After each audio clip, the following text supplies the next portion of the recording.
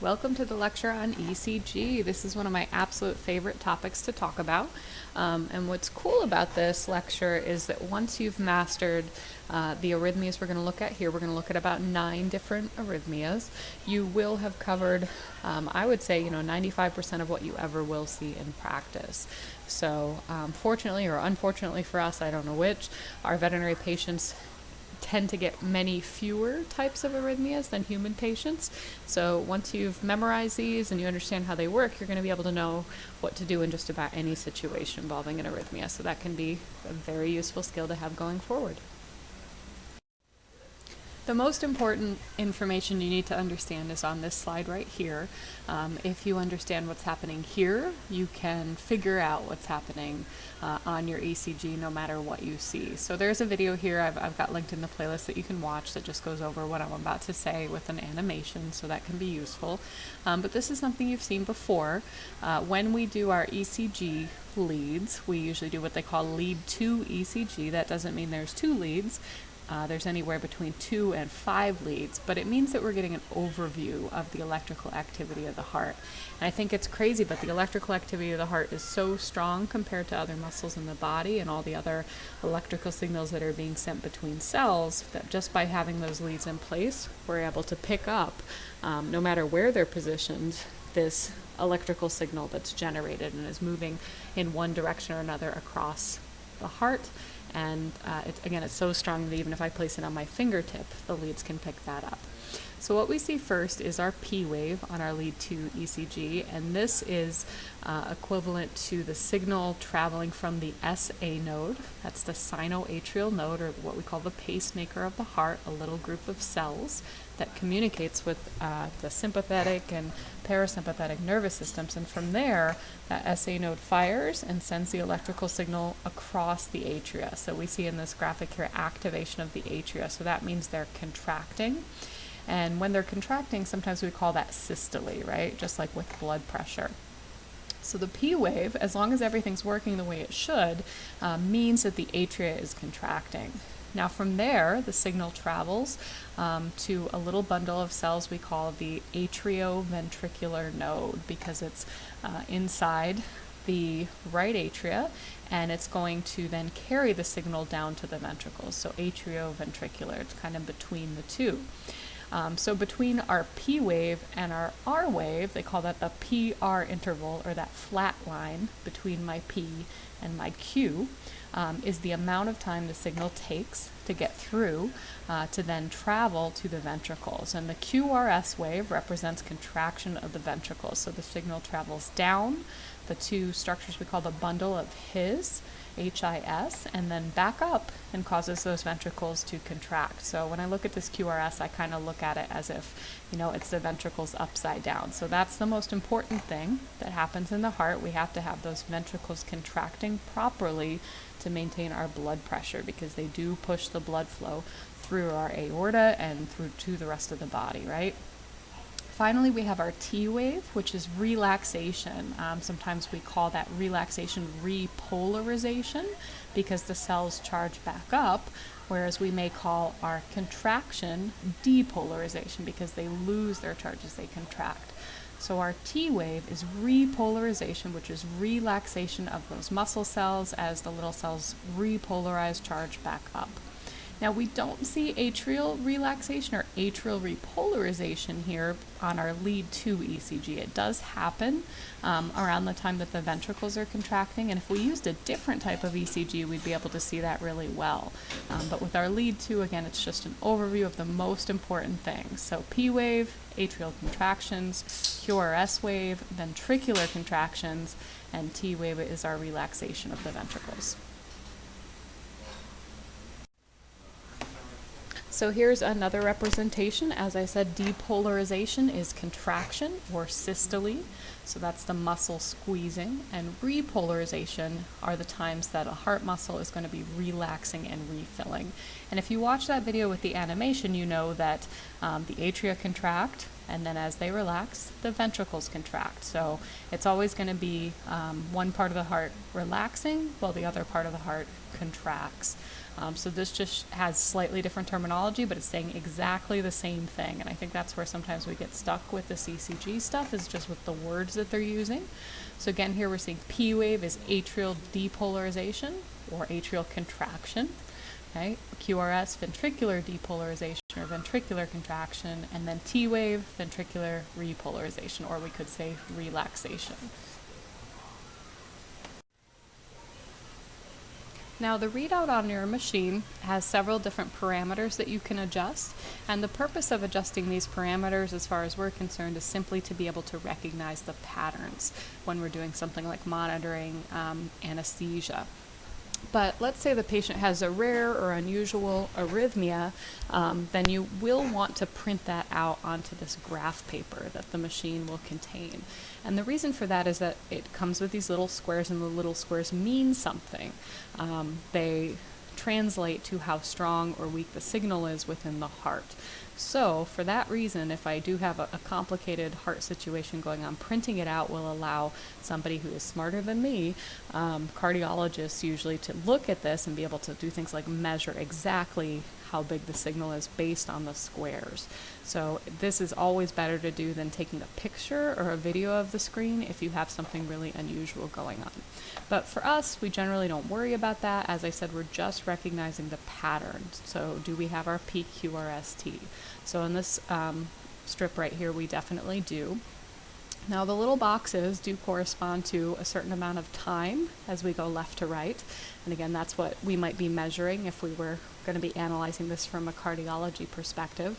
But what we need to know about this is the speed corresponds to how close together or how spread out they are. So this is the standard speed, which is 25 millimeters per second. Let's say our heart rhythm is really fast, we may not be able to see our PQRST defined very well, then we might want to increase the speed to 50 millimeters per second, and that will spread them out further from one another.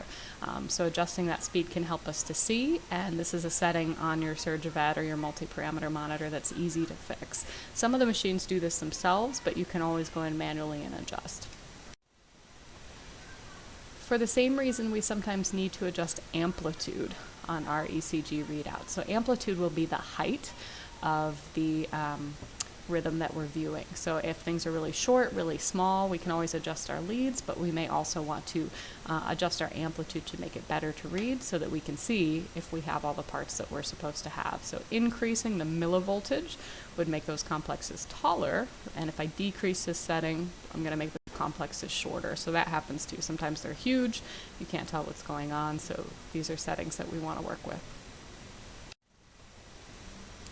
Now, as I said, we're really only going to have to learn a few of these to be able to know what's going on with the majority of patients. So we'll look at our normal waveform, which we've kind of already given an overview of, and then we're going to look at 3 types of arrhythmias. So we can break these into sinus arrhythmias, AV blocks, and ventricular arrhythmias. Now, all sinus arrhythmias have to do with the sinoatrial node. They are coming from the signal that that pacemaker of the heart sends. All our AV blocks have to do with that atrioventricular node, so they have to do with a malfunction at that interface between the atria and the ventricles. And then when we get to our ventricular arrhythmias, you might have guessed this already, but they all have to do with our ventricles and whether those signals are working properly there.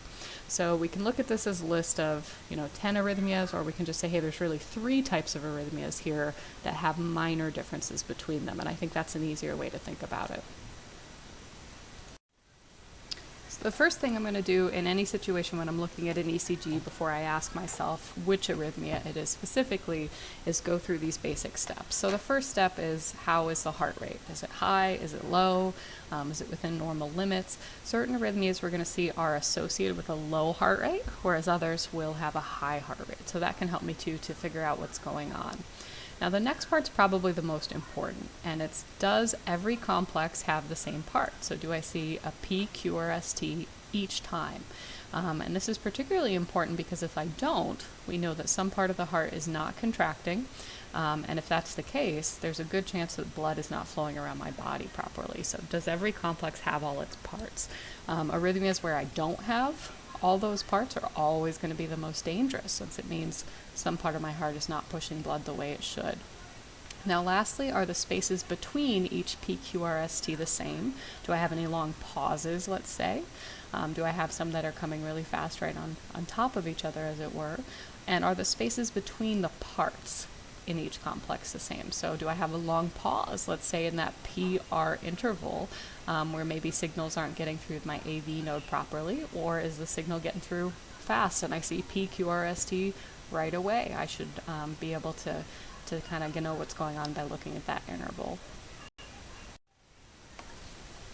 So this is a normal ECG, and we can kind of look this over and just without having to analyze it very closely, see that it's pretty symmetrical, the spacing looks pretty even. We're going to look then, and we're not given a heart rate here, but it seems pretty regular, not super fast or super slow. And do I have all my parts? So left to right, PQRST, PQRST, PQRST. And it appears to continue on that way. So this seems to be a normal ECG, and another word for a normal ECG would be normal sinus rhythm. And when you record this on your anesthesia graph, usually the easiest way to do that is to record it as NSR. Okay, NSR to represent normal sinus rhythm. I don't just want to write normal, I can be a little more specific than that, so normal sinus rhythm.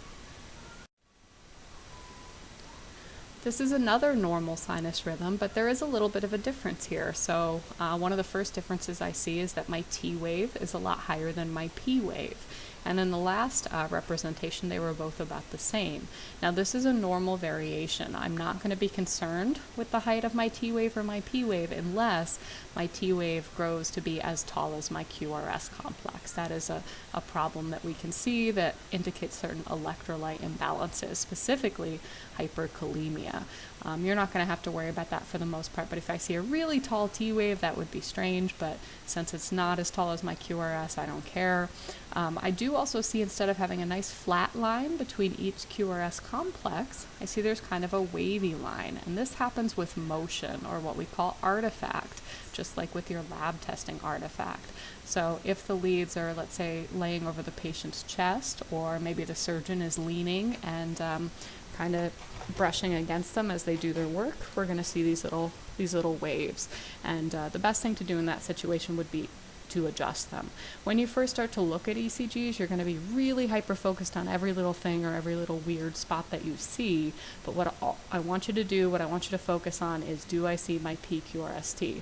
The other stuff I see is probably interference, is probably artifact, and if nothing else, as long as I have the PQRST, it means that my heart, for the most part, is moving blood around my body. So don't sweat the small stuff so much. We're going to start with the arrhythmias that are the least concerning. And these are sinus arrhythmias. There's one that's called the sinus arrhythmia, but this is a whole family of sinus arrhythmias. These, as I said, are arrhythmias that originate in the sinoatrial node. So there is a signal going to the pacemaker of the heart that's telling it to go faster or grow slower, or beat infrequently. The rate and interval will vary, but I know it's a sinus arrhythmia if I always have a PQRST. I won't be missing any parts. And because that's the case, it generally means that they're not going to be harmful. We'll talk about a few exceptions here as we go, though. So sinus bradycardia is any situation where my heart rate is slow. So we talked about dexdomitor. For instance, lowering our heart rate maybe down to 40 beats per minute. That would be a sinus bradycardia once I got below that 60 beat per minute threshold in my dog. Let's say I'm a hunting breed. I see this a lot with German short-haired pointers that are very athletic dogs. Sometimes they just walk around with the heart rate of 50 because they're kind of like marathon runners. They're very athletic and their heart is well conditioned and it doesn't need to beat as often. This would be something that I'm not going to be concerned about as long as I'm not seeing other arrhythmias and as long as the patient's blood pressure is adequate. Remember, we said that our heart's job is to maintain blood flow or blood pressure, and so if the heart's beating often enough to do that, I don't care exactly what the number is. So I will see all my parts here, P, Q, R, S, T, but what you might notice also on this particular ECG is that that T wave is upside down. Okay, we call that an inverted T wave, and it's a normal physiologic thing that happens. Some patients just have this inverted T wave. It doesn't mean that there's a heart malformation. It's not a problem. It's not especially associated with sinus bradycardia. You can see it in any dog. I happen to notice with Mike Shepherd's that we saw a lot of these inverted T waves, and Shepherds are apparently more prone to that, but they don't understand exactly why it happens. Nonetheless, it still means that those ventricles are repolarizing. It's nothing for us to be concerned about.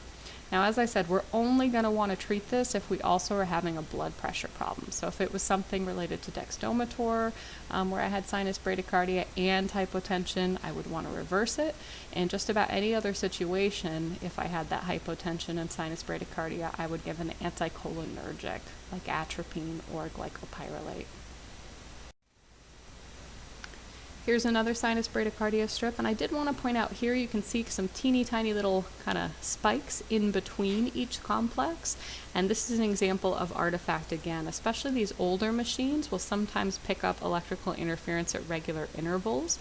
On this particular machine, if you disconnected the leads and just set them on the ground, they would still read this little kind of spike. So this is something you could troubleshoot by disconnecting the machine or adjusting the leads and see if it's still there. Again, I have all my parts present here. I have PQRST, I've got these weird little maybe blips, but they don't even look like P waves, so this is not something I'd be super hyper focused on. Always just check your patient first, use common sense. Sinus tachycardia, again, comes from my sinoatrial node. Maybe I see that I'm being chased by that rabid raccoon and my sympathetic nervous system kicks in and makes epinephrine, and that's going to tell my sinoatrial node to fire faster, to send that electrical cascade across my heart. I always kind of think of the signal going across as a wave, like in a stadium, okay, where the pacemaker of the heart, that sinoatrial node, is starting the wave, and the rest of the heart should follow. So that's still happening here. I still have my PQRST with every complex. It's a little hard to tell because they're almost overlapping but not quite. So I could adjust some of those settings on my machine, specifically my speed, to be able to visualize this better. So why would this happen? Well, we said sympathetic nervous system activation, certainly pain or sometimes surgical stimulation, especially if we're too light. We see this in really anxious patients for short periods of time, or shock. Remember, in the first phases or compensated phases of shock, my heart beats faster, especially if I don't have enough blood to go around my body. It's got to move it faster, and that would be a sinus tachycardia. So this specifically we need to treat by treating the cause. So if it's pain, maybe we need more pain medication. If it's surgical stimulation, we might need to be deeper. If it's shock, then we're going to need to treat shock in whatever way we need to. But usually that's going to be fluids. Now here's an example of sinus tachycardia where the heart rate is so fast here, it's got a readout of 220 beats per minute, that my P wave and my T wave are actually overlapping. So with the settings on this machine at that 25 millimeters per second, it's actually not possible for me to tell if I have all my parts. So I would need to adjust that speed, as we said, to maybe 50 millimeters per second to be able to distinguish whether I have all my parts, whether this is sinus tachycardia or something worse than that. The sinus arrhythmia is an arrhythmia you're probably familiar with from previous classes. It is something that we see happen in small breed dogs in particular, and it's associated with stimulation of the vagus nerve. So the vagus nerve is a nerve that comes off our brain and kind of goes down to our organs. And if we do something like handle the stomach, or sometimes the eyeball will stimulate this nerve, and that will cause this arrhythmia to appear. Now, sometimes dogs just walk around with it. It's not considered harmful because, as we said, these sinus arrhythmias, or sinus family of arrhythmias, we still have all our parts. So we still see a PQRST with every complex. So it means the heart's properly beating the way that it should. The only difference here is that we see when the patient takes a breath in, the heart rate increases, and you'll see that reflected here on the ECG where you have groupings of these three. If we watch the patient breathing, as we were looking at this ECG, we would see that when he took that breath in, we get thump, thump, thump, and then when he takes that breath out, there's a pause, okay, and then the next breath in, thump, thump, thump. Okay? It doesn't necessarily have to be 3, it just speeds up and slows down. So if I observe this or if I'm listening to this, I want to make sure that it does coincide with his respiration. Speeds up when he takes the breath in and slows down when he exhales. I always remember this because, you know, you exhale to relax, you blow a big breath out. Everybody should probably do that right now. And that's you relaxing. So it's the same with this sinus arrhythmia. The heart slows down. That's the only problem here. Again, there's nothing else that we need to treat or do with this. If it were, let's say, accompanied by sinus bradycardia, and we had issues with hypotension, we could always increase the heart rate. And typically this does go away as the heart rate goes up, but by itself it's not going to cause any problems. It's not something we need to be concerned about. It's simply something we would observe and note in our records. Now we're going to get into what, in my opinion, are the fun ones, where we start to see actual problems happen that we need to address. And we'll start with our so-called AV blocks, our atrioventricular blocks. So this is when that conduction of the signal from the atria to the ventricles is not going through properly. So it's either going through too slowly or it's completely blocked. So because that SA node fires and that P wave is just fine, that all happens before our AV node, we'll see a normal P wave and a normal atrial contraction, but we're going to see either our ventricles contract later than they should, or perhaps not at all. This is typically a bradyarrhythmia, so that means as we slow the heart, we tend to see these issues. So it is by far the most common family of arrhythmias that we see caused by anesthesia, since anesthesia, of course, lowers the heart rate. And it's also the most common that we see just pre-existing in geriatric patients, and sometimes the anesthesia will make it worse. So we're going to keep a close eye out for this. Now, the treatment's always going to be raising the heart rate. That's virtually always going to be an anticholinergic drug like my atropine or my glycopyrrolate, or, as we've said, if we're using our dexmedetomidine, we'll give that antecedent, that atipamezole, to reverse it.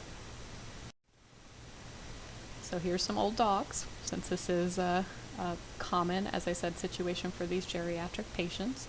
And look, they're really cute. This came from a series of books where they track these guys from the time they were puppies all the way up to old age. So it's a fun thing to look for to cheer you up. Alright, so first degree AV block, these tend to be progressive, meaning we go through stages before they get really bad. First degree is very subtle, so this one sometimes we don't recognize and don't treat until it gets to a second degree, because it can be a little bit subjective. But the difference between this ECG and a normal sinus rhythm is that there's a long pause after the P wave before our QRS complex. So that means the ventricles are taking a long time to receive that signal from the atria, so that PR interval is prolonged. This patient probably still has normal blood pressure because we do still have a PQRST with every complex, but as I said, these are progressive, so we're going to see pretty quickly, maybe 10 to 15 minutes in most cases, before we're on to a second degree. When we get to second degree and then third degree, those patients are going to have trouble perfusing. So if we do notice this may be something we can treat with our anticholinergics. If we're not 100% sure, we can start to keep an eye out for that second degree and see if things progress. Of course, you can always mention these to your doctor, but you're the one that's going to be standing there actually looking for these changes. So second degree AV block, there's two types that we can see. The first type, what we see is that we get a normal PQRST. So if you look at that waveform that's directly in the middle of the strip, it looks pretty normal. The P wave hits and then QRST right away, and then our little pause before the next beat. But we see with that next beat that there's a P and then a slightly longer pause before our QRST, and then a P wave with an even longer pause before our QRST, and then finally we get a P wave with no beat, so we drop a beat, we drop a contraction of those ventricles. So some of these heartbeats are more normal than others, but the main thing that's happening here is we see that pause that's extended between that P wave and our QRS. It gets longer and longer until we miss a beat, and then the heart kind of resets itself and goes, oh yeah, I remember what I'm supposed to do. So we definitely want to be treating these second degree AV blocks with our anticholinergic drugs, because at this point, there's times that my heart should be beating but isn't. So there's times my P wave happens, my atria contract, but I don't get ventricular contraction. And without ventricular contraction, I can't maintain my blood pressure. So this is a patient that's likely starting to have hypotension issues, and we do need to resolve that by giving something to increase the heart rate. Second degree type 2 AV blocks are probably the most common that we actually see in clinical practice of all of our arrhythmias. We might see first degree just as often, but again, it's a little bit subjective. So with my second degree, what I'm going to see is that I either have a normal PQRST where the signal gets through just fine. I'm not seeing a long pause between my P and my QRS wave, meaning the signal's going right through that AV node. Or I see that atria contracts, it sends its signal to the AV node, and nothing else happens. So I just have a P wave and no ventricular contraction because the signal's just lost or it's not sent through at all. Sometimes people talk about this as having extra P waves, but in reality what you've got is you've got times the heart tried to do a full beat and all that happened is those atria contracted and the ventricles never did. So again, for that reason, it's going to mean that we're dealing with a patient that's either now hypotensive or will be very soon because those atria are doing their job, but the ventricles are not responding and not following suit and contracting as those atria relax. So we already know the solution here. We're going to increase the heart rate, and we need to do that because otherwise we're going to get probably again within another 10 to 15 minutes to our third degree AV block, and that's where things start to get really scary. Third degree AV blocks are life-threatening, so hopefully we've intervened before this has happened. If we're paying attention, we will be able to do that, but remember, if we're not giving an ECG to the patient, then that may not be the case. Now, hopefully, before this point, let's say I don't have an ECG on, when I have those P waves with no QRS, I'm not going to have a pulse because it is the ventricles that generate the pulse. So I might hear something every once in a while with those atria contracting, but it would be very quiet and I wouldn't have a pulse, except at the times that I had a normal QRS complex. So hopefully, even if I didn't have an ECG, I'd notice my second degree before now. When I get to the third degree, something different happens. So you can see that we've still got our P waves, so that is our atria contracting as that SA node sends the signal, but at this point no signal is getting through to the ventricles, so that AV node is completely blocked. So something else happens instead, and what I see here is not a funny looking QRS complex. It's what we refer to as a ventricular beat. Now, a ventricular beat is the backup system of the heart kicking in. So each of those little muscle cells in the ventricles are charged up, right? We call that repolarization, and they wait to depolarize until they get the signal through the AV node. Well, they have timers in them, and if long enough goes by that they don't receive that signal, they do depolarize, they do contract on their own. And when one of those ventricular cells contracts, the surrounding ventricular cells will do the same thing. But when they do that, it's not a normal coordinated contraction that follows the bundle of His and the little Purkinje fibers around the heart to give a good push of the blood. It's a big floppy contraction. It's a really inefficient contraction. And what we see is what we call ventricular beats. They kind of look like giant V's on my ECG here. So these heartbeats are not likely going to generate a pulse. They're not great at pushing blood around the body because those ventricular cells are not really working together.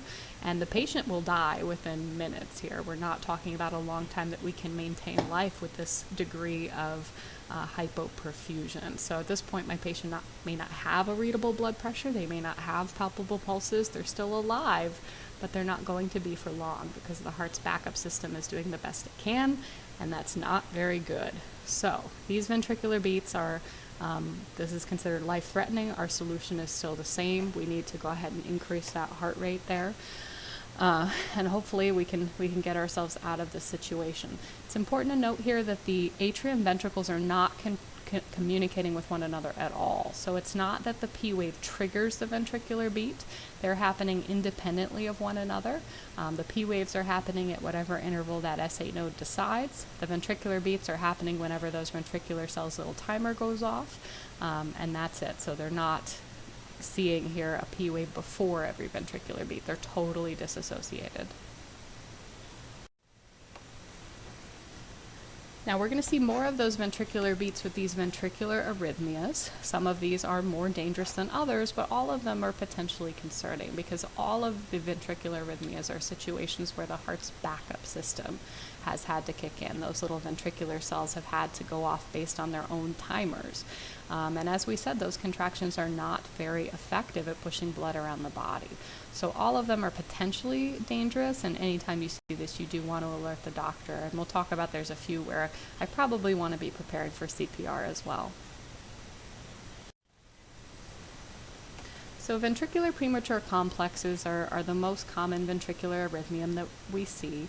Unfortunately, they're not always a concern, but we do see these after major abdominal surgery or trauma has occurred, or shock. Okay? Anything where the heart muscle itself has been deprived of oxygen for a period of time, and the heart muscle isn't necessarily, fully doing what it's supposed to be doing, we'll see these ventricular premature complexes. So this is associated with some kind of myocardial oxygen deprivation or damage. And they call them premature complexes because if we look at this ECG, we see PQRST, PQRST, PQRST, and almost before we should have another beat, we see a V, a ventricular beat. So basically the backup system has kicked in, and it didn't need to because we have plenty of normal heartbeats here. So why would this happen? It happens because those muscle cells are damaged, and it takes a day or two for them to grow back essentially and to start remembering how to function properly. So some of these is not necessarily a dangerous, scary, harmful thing as long as my patient's having enough normal beats to push blood around his body. So if my blood pressure's okay and I'm just having these every once in a while, this is not going to be a big concern. Our concern is what if the heart forgets how to give normal beats as well? But a few of these, the patient will get over. So after procedures like splenectomies or being hit by a car and having, a hemoabdomen, and let's say having a liver laceration, we might see these for up to 72 hours or so. So sometimes we will put those post-surgical cases on telemetry, which is ECG that we can measure from afar just to keep an eye on things. But even though these look scary, again, if we have enough normal beats to maintain our blood pressure, things are still okay. Now, this is another ventricular beat here, so again, mostly normal beats with one, but it looks different than the other ones we've looked at so far. And the question would be, why would some of the ventricular beats look like a V that's going in one way, and why would they look like a V that's going in a different way? Well, it depends on where in the heart that backup system kicks in. So maybe this is a ventricular beat that involved the left ventricle. That's where it originated and set off its neighbors. Maybe the previous ones we looked at involved the right ventricle. There's different ways to analyze these. I don't know that information, and it's not relevant for us, but that's why they can look lots of different shapes. But they're still going to be way taller and go way down further than our normal QRS. And again, they're not associated with a P wave at all. Now what we start to worry about, as I said, is if we don't have enough normal heartbeats, and sometimes we just get a lot of ventricular beats together. If the heart rate is still normal, but there's a whole bunch of these together, we call that accelerated idioventricular rhythm, or AIVR. And sometimes you'll see that abbreviation or acronym used to represent these. And again, we're still not going to worry about that a lot unless we're also having an issue with our blood pressure. Now here's where we can start to worry. So ventricular tachycardia is when we have a lot of ventricular beats and not much else going on with the heart. So we'll see this with a heart rate sometimes of 300. That's not uncommon. And the reason why that would happen is that we've gotten to the point that our heart can only use its backup system. So the normal conduction pathway is not working, and it's relying on its backup system. And as we said, because these contractions are not good, they're not good ventricular contractions, they're not efficient at pushing blood around, they have to happen really quickly to try to do the best they can for perfusion. This is more likely to be associated with something like a dilated cardiomyopathy or a congenital heart condition than it would be with anesthesia, but it is something that I still see pretty commonly, usually in dogs like boxers and Dobermans on an emergency basis. When this happens, we have a matter of minutes before the heart is going to stop because it can't sustain even blood flow to itself in this state. So what we do for treatment here, setting up for CPR, obviously important if we're going to have death impending, but we can try drugs that will lower the heart rate. And sometimes when we lower that heart rate, we will be able to get the SA node to take back over, and we'll start to see normal heartbeats again. So the drug that we use usually as a frontline treatment, so the first treatment to lower the heart rate, is lidocaine. And we'll give that slowly IV over a period of 10 to 15 minutes while we watch on the ECG to see if it helps. Now, I don't know the statistics off the literature, but I know in my experience maybe 70% of the time that seems to work pretty well. Maybe the other 30% of the time the heart can't remember or is too damaged to do anything else. So as we lower the heart rate, the patient will die. So we do this treatment knowing that the outcome may not be positive, but we only have a few minutes either way. Things are not going well at this point. Here's an example of what you might see while you treat with lidocaine. We see a lot of fast ventricular beats, but we're starting to see a few normal beats as we dull some of those electrical signals, and the SA node says, no, I'm in charge again. So this is what we call conversion, as we convert back to a normal rhythm. So this would be our goal, is gradually seeing these normal beats again. So ventricular fibrillation is certainly a worst case scenario. With ventricular tachycardia, the patient will still be alive. They may still be walking around or very weak. A lot of the time they're nauseated. Obviously their heart feels like it's racing and is not doing a very good job with their blood pressure, so they may be pale pink with the mucous membranes, or cyanotic, or having difficulty breathing, but they're still alive. When we get to ventricular fibrillation, they are no longer alive. This patient will clinically look dead, and this is not actual contraction of the heart. I'm going to have this video in the playlist for you, but it's going to be twitching or residual electrical activity left over in the heart. So the waves that we're seeing here are not PQ anything.